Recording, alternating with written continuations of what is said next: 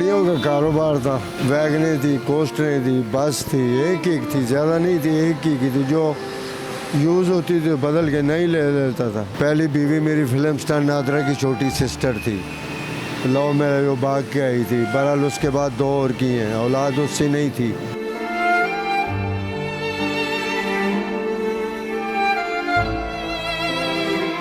गरीब गुरबा लोग होते हैं। मैं तो बस मेरा दिल ही अल्लाह ने ऐसा बनाया नरम सा है। वहाँ मेरी आती है 180 रुपये की रोज़ाना की, बिला नागा की। 10 दिन की लाता हूँ। बाज़ दफ़ा नहीं पैसे होते तो 4-5 दिन की।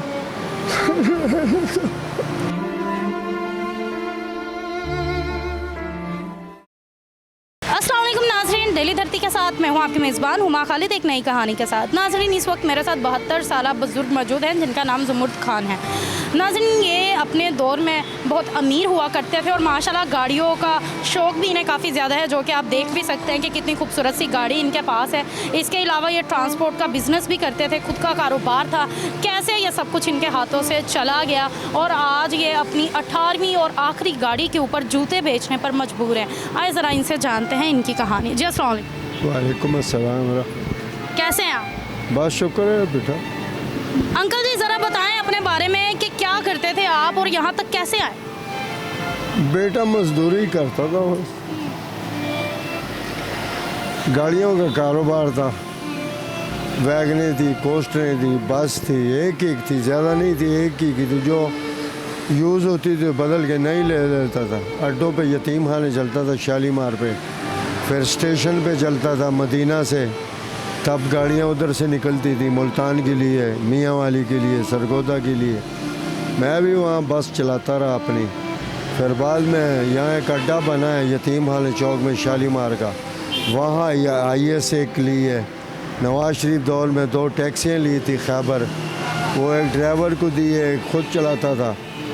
IS ड्राइवर चलाता था। बस उन्होंने नुकसान किए हैं। ड्राइवर ने एक्सीडेंट किए, बस नुकसान हो गया। आस्ता होते होते छोड़ दिया। फिर होटलिंग का काम किया। वो भी बहुत सख्त काम था। 18 घंटे ड्यूटी थी। एक मुलाजम नहीं आता था तो सारा कारोबार ठप हो जाता था। वो भी छोड़ दिया। बस अब ये धक्के खा रहे हैं। आपकी औलाद, आपकी बीवी, अपने बारे में कुछ? 2 बेटियाँ हैं जी मेरी। 3 शादियाँ हैं। पहली सी औलाद नहीं। पहली बीवी मेरी फिल्म स्टार नादरा की छोटी सिस्टर थी। लव मैरिज वो भाग के आई थी। बहरहाल उसके बाद 2 और की हैं, औलाद उससे नहीं थी। उसने 2 दफ़ा ख़ुदकुशी की कोशिश की तो मैंने वालदा को कहा माँ जी ये तो मुझे अंदर करा देगी। तो वालदा ने कहा कि इसको बेटा फारग कर दो। फिर दूसरी शादी की, उससे एक बेटा हुआ। फिर तीसरी की, इससे एक बेटा 2 बेटियाँ हैं। वो सब अपने अपने हिसाब में चल रहे हैं। मेरी तबीयत ज़रा और सी है। मैं इस्लामी रवायात असूलों का पासदार हूँ। और ये आजकल तो ऐसा ज़माना आ गया है कि कोई मुआशरती इस्लाहात ना हुकूमत ने तवज्जो दी है, ना किसी ने तवज्जो, ना उलमाओं ने दी है।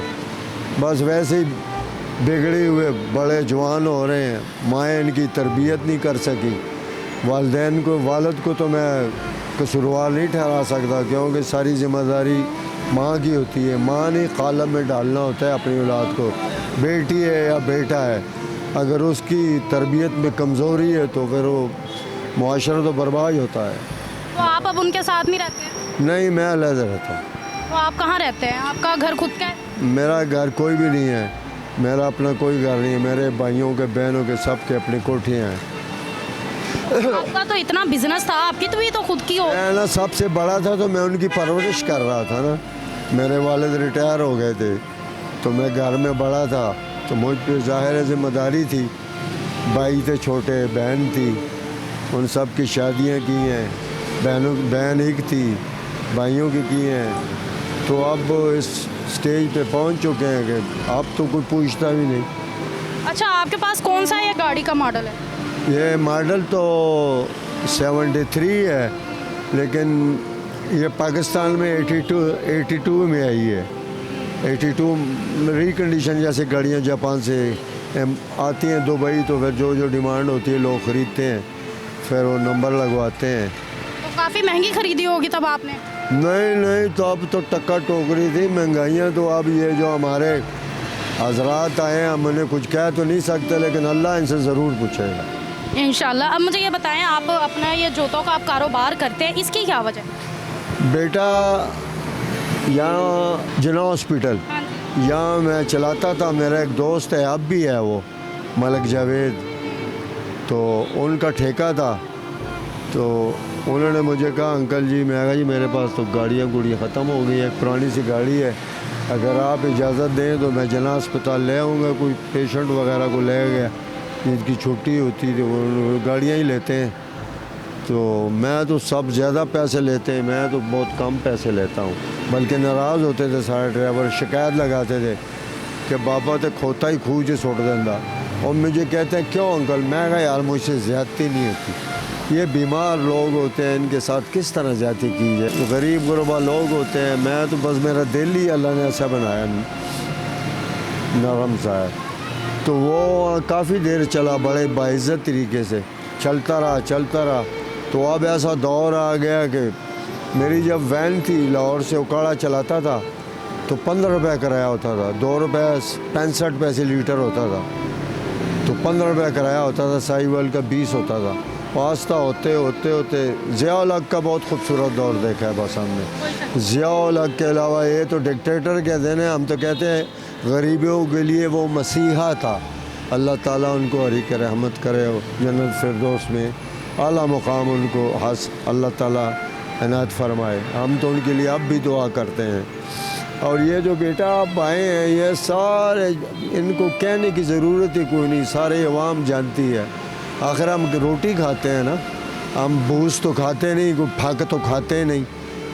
तो कितना रोज़ का आप कमा लेते हैं ये जूते इधर बेच? मेरी एक बात सुनो, ये गाड़ी की मैं कुछ भी न लगाऊँ 520 की बनती है।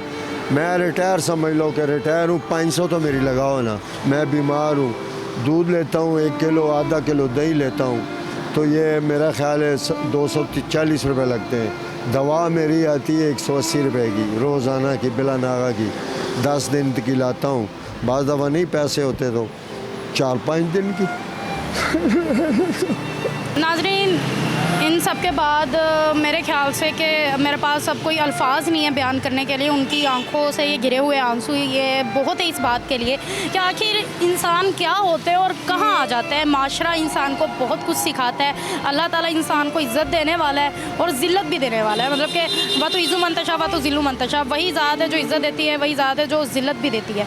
नाज़रीन, अच्छे कारनामे करें और ऐसे लोगों की मदद करें, इनके साथ बुरा सलूक मत करें। पिछले दिनों कोई इनकी गाड़ी का ताला तोड़ के जूते निकाल कर ले गया, तो ये चीज़ बहुत गलत थी। तो ऐसा ना किया करें और इनका एहसास किया करें, इनको दुआओं में याद रखें। और आपको ये वीडियो कैसी लगी है मुझे कमेंट्स में बताएं। मज़ीद वीडियोस के लिए चैनल को लाइक करें, सब्सक्राइब करें, शेयर करें, बेल आइकन प्रेस करना मत भूलें। मुझे दें इजाज़त, वस्सलाम।